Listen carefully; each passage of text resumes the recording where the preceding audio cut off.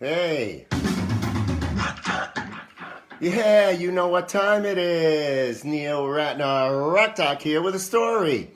So I hope some of you were able to join me yesterday for my new feature, This Week in Rock, broadcast on WDST Radio Woodstock 100.1 and also on iHeartRadio on Radio Woodstock there as well. Okay, if you missed it, I'll post a link later this week, and catch me next week at 3 p.m. Eastern Time, either on 100.1 on your dial if you're near here, or on iHeartRadio via Radio Woodstock. Okay, so I got a story for today. All right, April 7th, 1962 was a very significant day in the history of the Rolling Stones, because that was the day that Mick Jagger and Keith Richards met Brian Jones. And let's give a big get well shout out to Mick Jagger, who's recovering from successful heart surgery. Now, Mick had surgery to replace his aortic valve. As you all know, I'm an actual doctor, and I actually did 2 years of surgical residency. And during my days as a resident, this type of operation had significant risks and a very long recovery. But thanks to the wonders of modern medicine, Mick's valve was replaced with a newer, minimally invasive procedure in which doctors were able to repair the heart valve using a catheter that accesses a major artery without having to open up the chest. Amazing stuff, really. Get well, Mick. We'll see you later in the summer for the tour. Okay, so the meeting happened at the Ealing Jazz Club, very famous place in West London. Brian Jones was playing with a guitar player named Paul Jones, who was going under the name P.P. Pond, and Brian was calling himself Elmo Lewis after his hero blues great Elmo James. Now, as a matter of fact, Jagger and Richards walked in when he and Jones were playing a version of the Elmo James classic, Dust My Broom. It was a casual meeting, nothing much came of it, but Jagger and Jones took note of each other. Okay, now, by the following month, Brian had split from Paul, and he put an ad in the Jazz News to try and find musicians for a new group he wanted to form.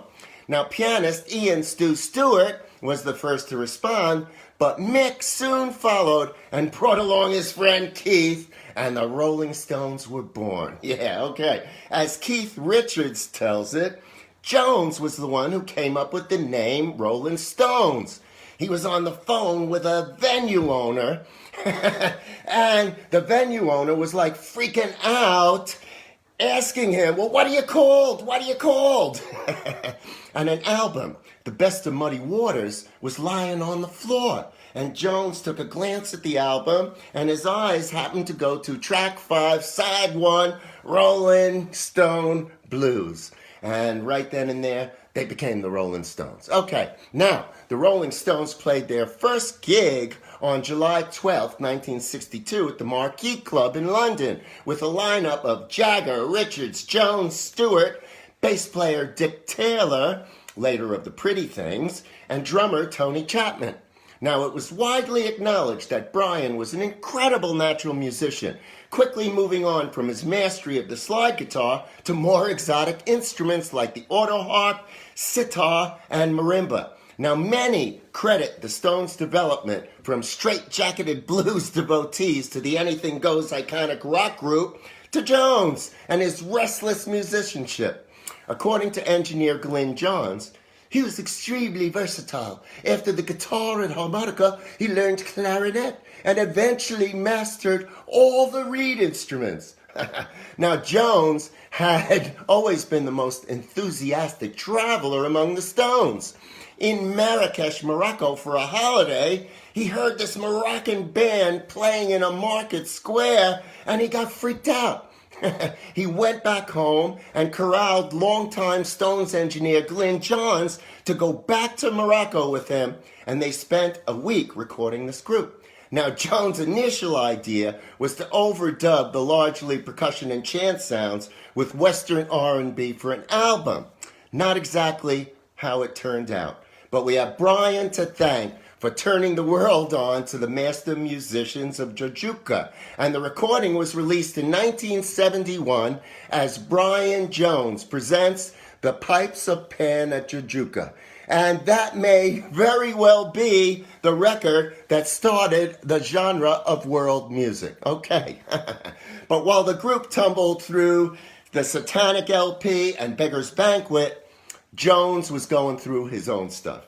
He was busted in May 1967 on charges of possession of cannabis and was later given a suspended sentence and placed on a year's probation. But between the arrest and the trial, he was so screwed up, he slipped into a rest home in London, as he later said, to get myself together. Well, he didn't really get himself together. Jones's last substantial sessions with the Stones occurred in the spring and summer of 1968, when the Stones produced Jumpin' Jack Flash and the Beggar's Banquet album. Now, Brian's legal troubles, estrangement from his bandmates, substance abuse, and mood swings became too much of an obstacle to his active participation in the band, and the Rolling Stones wanted to tour the States in '69 for the first time in 3 years, but Jones was not in a fit condition to tour, and his second arrest exacerbated problems with acquiring a U.S. work visa. All right, there were all kinds of problems there. Now, to the public, it appeared as if Jones had left the Stones voluntarily.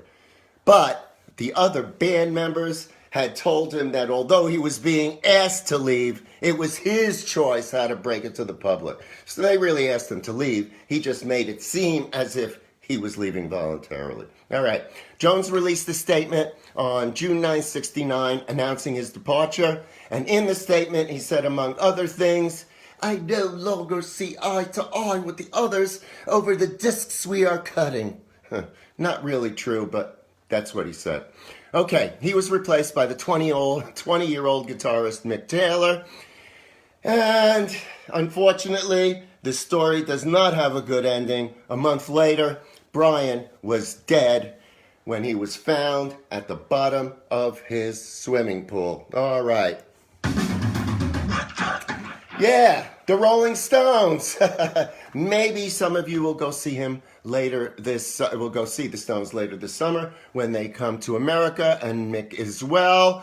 That's my story for today. I hope you enjoyed it. Bear with me, and my book is still available, and I'll still autograph it for you. Go to my website, neilratnerrockdoc.com.